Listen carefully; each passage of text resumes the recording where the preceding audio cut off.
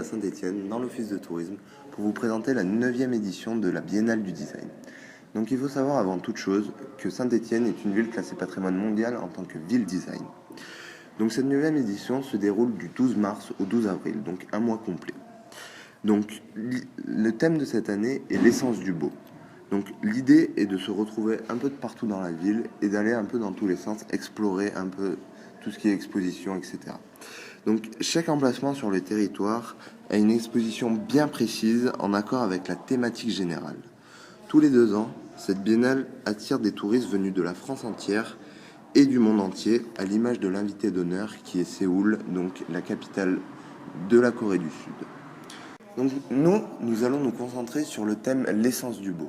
Donc on va se diriger vers l'école supérieure d'art et design de Saint-Étienne pour aller voir l'exposition l'essence du beau. Donc Mastas est en partenaire, nous allons emprunter le tram pour nous y rendre. Donc suivez-moi.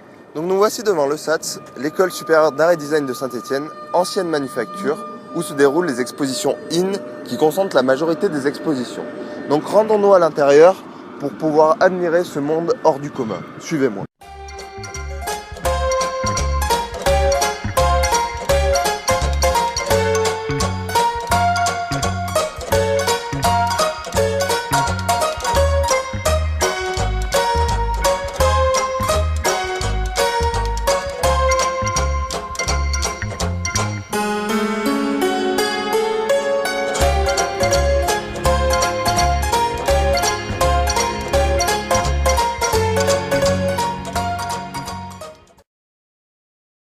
Donc nous voici en plein cœur de la Biennale. Afin de comprendre la complexité de cet univers, allons découvrir ensemble, à travers l'interview d'une jeune diplômée, ce que l'essence du beau.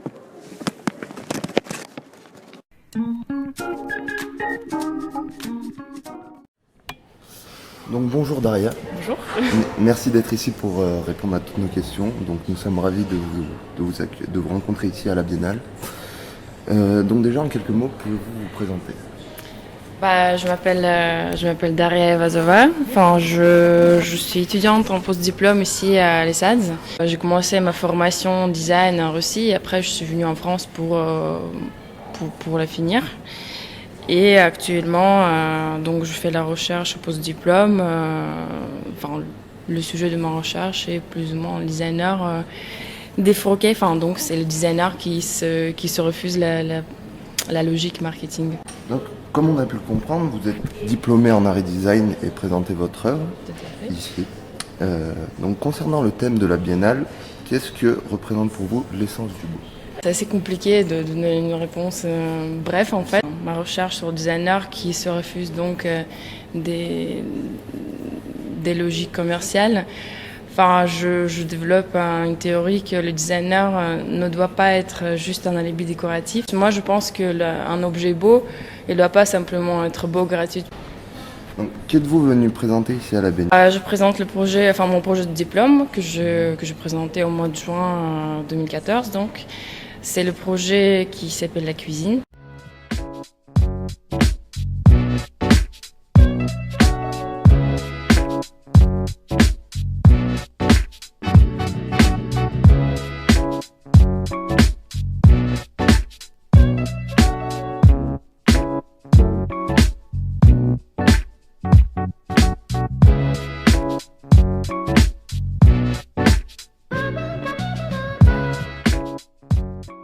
J'ai choisi la cuisine parce que c'est l'endroit qui réunit déjà et qui produit pas mal de déchets et où on consomme énormément de ressources, d'énergie, de l'eau et de ressources alimentaires sans forcément se rendre compte de l'impact en fait de nos choix. Je parle des choix peut-être de soutenir ou pas les producteurs locaux, d'être moins carnivore, de jeter moins, et plus, en plus de tout ça, je parle aussi du fait que la cuisine, quand même, c'est un lieu où on se réunit, c'est le lieu de convivialité, c'est le lieu de partage. Et en termes d'implication personnelle, combien de temps cela vous a pris ? Ça faisait longtemps que ça m'intéressait, ce sujet, mais le développement de projet formel, ça m'a pris 4 mois. pour arriver jusqu'ici, pouvez-vous dire aux gens qui nous regardent par quel chemin vous êtes passé et votre parcours?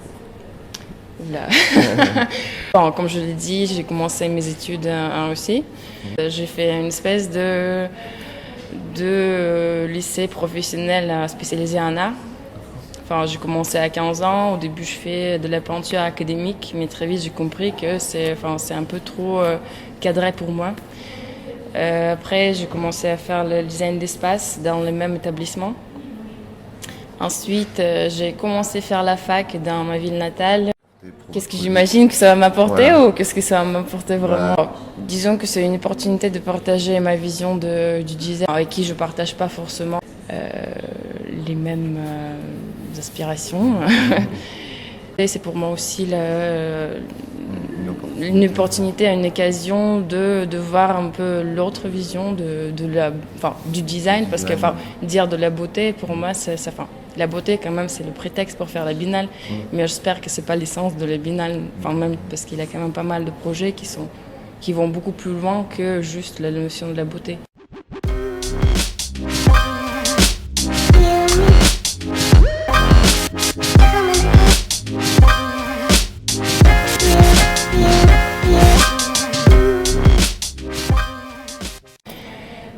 Et donc oui, pour moi c'est plus de prendre du recul avec mon propre travail et de voir en fait dans quel contexte je me place en tant que jeune designer. D'accord. Et quels sont vos projets futurs? Je voudrais bien continuer de développer ma recherche dans l'alimentaire.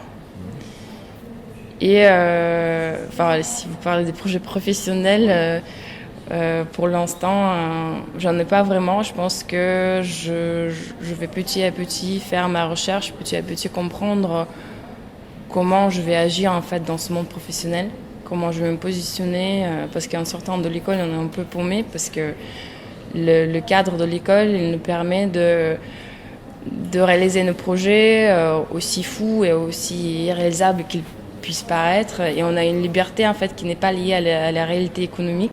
Quand on sort de l'école, on a l'impression un peu de se trouver dans la jungle. On ne sait pas où aller, on ne sait pas comment agir, on ne sait pas comment commencer. Est-ce qu'on travaille pour soi-même? Est-ce qu'on travaille pour quelqu'un?